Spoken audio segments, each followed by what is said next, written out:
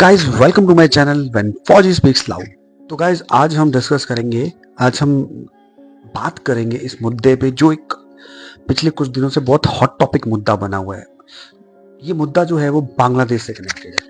तो हम बात करेंगे कि ये एक्चुअल जो इतने दिन से इतना बवाल मचा हुआ है बांग्लादेश में, वो उसकी एक्चुअल जड़ क्या है, उस जड़ के बारे में बात करेंगे। ये क्यों हो रहा है, कौन कर रहा है, कैसे है, क्या स्टांस है इंडिया का, इस पे हम बात करेंगे। तो कुछ दिन से आप देख रहे हो बांग्लादेश में एक एंटी इंडिया स्टांस चला हुआ है। तो ये एंटी इंडिया स्टांस जो बांग्लादेश में इतने दिन से चल रहा है, कोई कहता है कि ये पाकिस्तान की आईएसआई इन्वॉल्व है, कोई कहता है कि शेख हसीना को यहाँ पे हमने शरण दे रखी है, उस वजह से वहाँ पे प्रॉब्लम है, तो और कोई कुछ अपना अपना वर्जन्स दे रहे हैं। पर जो मुझे समझ में आता है, जो जो निकल के आती हैं चीज़ें, वो उसमें ये है कि शेख हसीना को जब तख्ता पलट के दौरान शेख हसीना जब भारत में आई, तो ये चिंगारी वहाँ से शुरू हुई कि जब मोहम्मद यूनुस को बनाया गया उनका आका, उनका ऑफिशिएटिंग जो पीएम है, तो मोहम्मद यूनुस जो है वो स्टार्ट से ही ना एंटी इंडियन स्टांस रखता था, एंटी इंडियन बातें करता था। और फिर जब उसको मौका मिला तो फिर मोहम्मद यूनुस ने मौके को यूज़ किया। मोहम्मद यूनुस ने, आपने एक नाम सुना होगा, ओस्मान हादी। ओस्मान हादी जो था वो नेता था जिसने शेख हसीना का तख्ता पलट करने में बहुत बड़ा योगदान था उसका, और उसको कुछ वादे भी किए गए होंगे मोहम्मद यूनुस द्वारा। तो मोहम्मद यूनुस ने बहुत हीरो बनते हुए, 2 कदम आगे निकलते हुए फेब 26 में इलेक्शंस जो हैं वहाँ पे डिसाइडेड हैं बांग्लादेश में। तो मोहम्मद यूनुस ने क्या स्मार्ट गेम खेली, उसने ये जो मोहम्मद उस्मान हादी जो था, ये जो युवा नेता था, इसकी पार्टी को मतलब बॉयकॉट कर दिया कि ये पार्टी इलेक्शन नहीं लड़ेगी। तो ओस्मान हादी क्या था, वो पहले तो उस चक्कर में पड़ा हुआ था कि मैं उस पार्टी के नेता के रूप में लड़ूं। फिर उसने एक किसी और पार्टी का एक चेहरा बन के वो लड़ने वाला था। तो क्या हुआ कि मोहम्मद यूनुस ने ये उस्मान हादी ने, जब ये 2 महीने रह गए हुए, तो ये अपना जो था इलेक्शन कैंपेन कर रहे थे। तो भाई साहब इलेक्शन कैंपेन कर रहे थे रिक्शा में बैठ के अपने किसी दोस्त के साथ।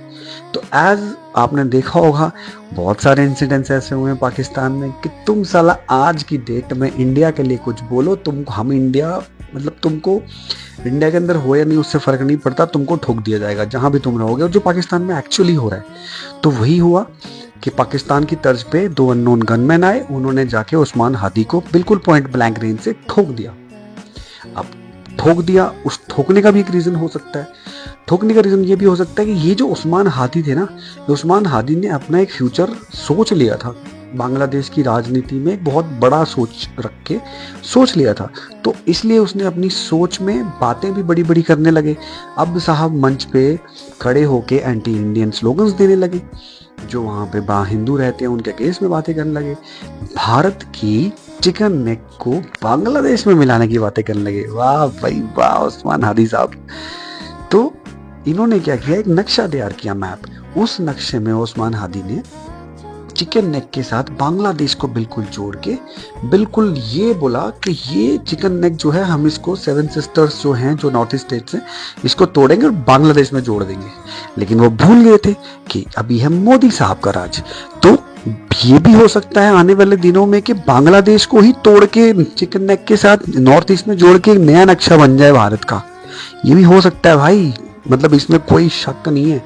ये जो उड़ते तीर, उड़ती उंगली, ये जो उंगली कर रहे हैं ना, ये जो भारत को, ये वहाँ पे जो हिंदुओं को, अच्छा हम मुद्दे पे अटकते हैं। फिर क्या हुआ, इन्होंने मैप भारत को, तो अब भाई भारत के इसमें कुछ भी होता था, कोई मुद्दा तो चाहिए ही चाहिए। तो 2 गनमैन में आते हैं और उस्मान साहब को ठोक देते हैं। उस्मान भाई 7 दिन तक सिंगापुर रहता है, क्योंकि बांग्लादेश तो गरीब देश है, भूखा नंगा देश है, सिर्फ बातें करना जानते हैं, अनपढ़ गवार वहाँ की जो है वो कौम है, अनपढ़ गवार। उनको कुछ पता ही नहीं है कि क्या चल रहा है, ना उधर पुलिस का किसी पे कंट्रोल, ना उस आर्मी पे कंट्रोल, ना आर्मी का लोगों पे, ना लोगों का आर्मी पे। तो वहाँ पे यही सब चल रहा है जैसे पाकिस्तान में अब शुरू हो चुका है। तो भाई उसको ठोक दिया, 7 दिन के बाद वो वहाँ मर गया सिंगापुर में।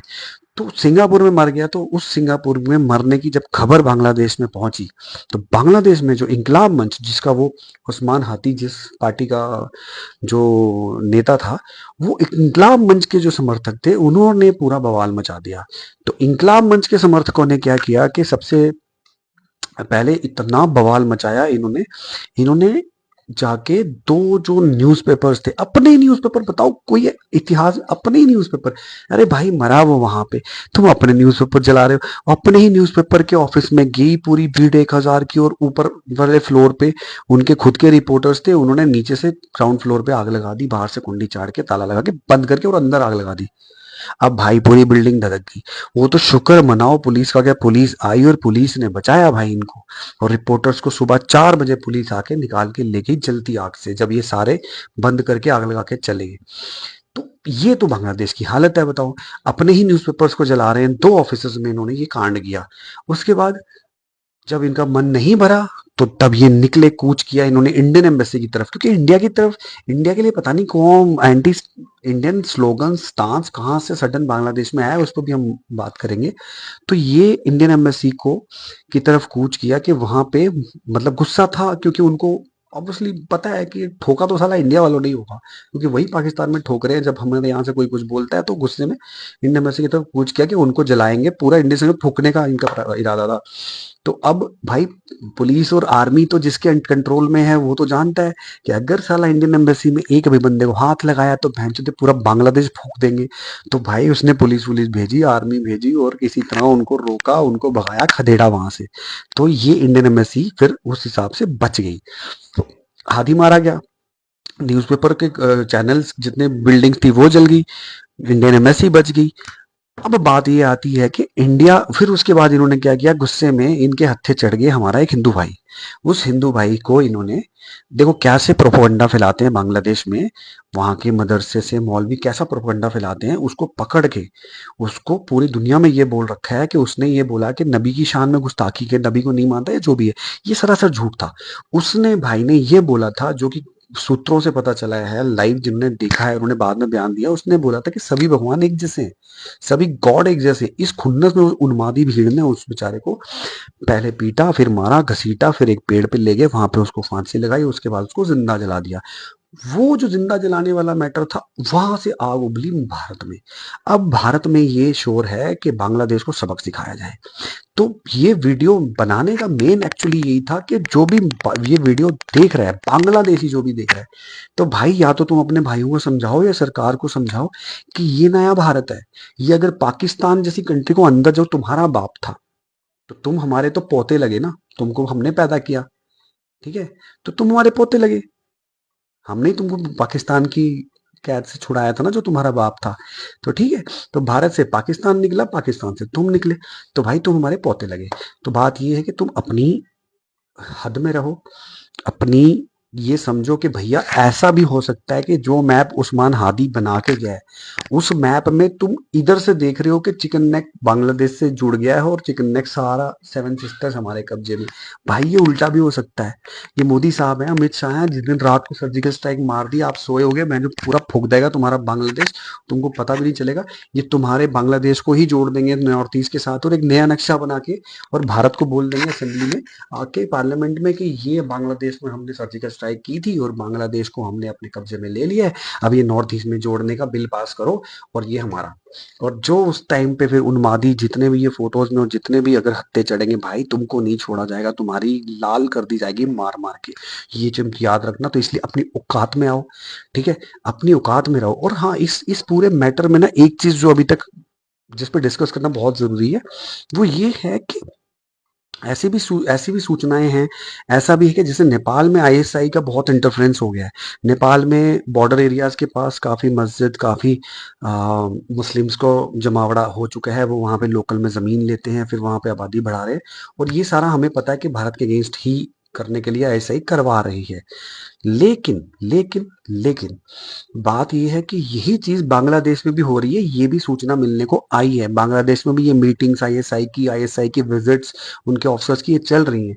तो अगर इसमें थोड़ा आईएसआई का भी हाथ निकला और ये जो हिंदुओं के साथ अत्याचार हो रहा है, हिंदुओं के गाँव में जा जाके वहाँ पे हिंदुओं को मारा जा रहा है और उनकी बीवियों के साथ रेप किया जा रहा है, उनको लटकाया जा रहा है मार मार के, इतना नरसंहार जो चल रहा है, तो ये इंडिया का, इस इंडियन गवर्नमेंट का क्या स्टांस है उसका हम वेट कर रहे हैं।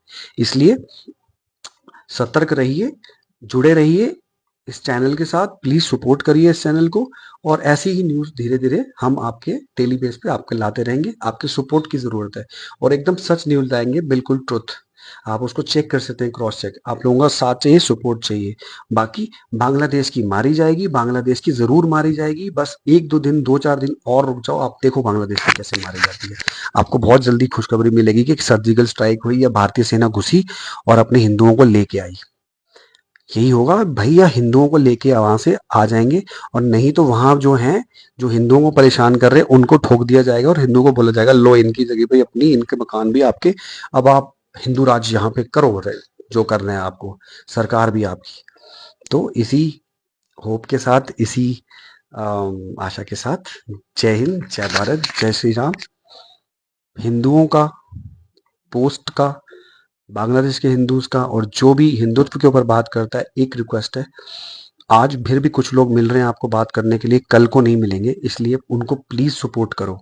उनके साथ लड़ नहीं सकते, उनके साथ खड़े होके सपोर्ट करो, बोल नहीं सकते, सपोर्ट करो, शेयर करो, ठीक है? क्योंकि जो भी ये बात, जो भी ये मुद्दे उठाते हैं, वो भी फैमिली वाले होते हैं और वो भी बहुत, उनको भी जान का खतरा है, रिस्क होता है।